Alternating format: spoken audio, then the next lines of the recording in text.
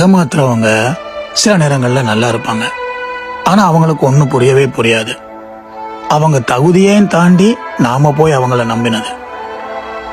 உன் முன்னைய உறவை முடிவுக்கு கொண்டு வராமல் தயவு செய்து ஒரு புதிய உறவை தொடங்கவே வேண்டாம்.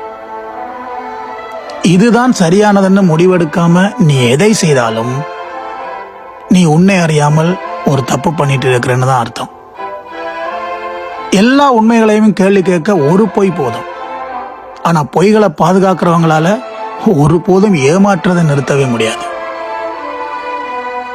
ஏமாத்துறவங்க ஏமாற்றப்படும் வரை ஏமாற்றுறதே தப்பா நினைக்க மாட்டாங்க.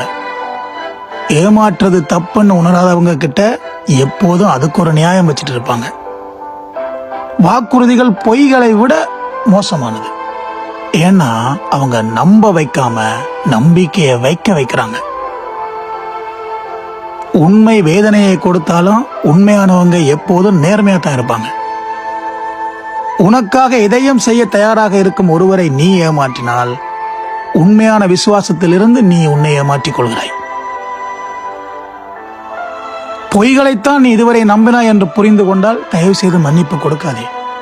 ஏனென்றால் மீண்டும் அவர்கள் அதே தவறை செய்வார்கள். வார்த்தைகளால் பொய் சொல்லிக் கொண்டே போகலாம், ஆனால் செயல்கள் உண்மையை காட்டி கொடுத்துவிடும்.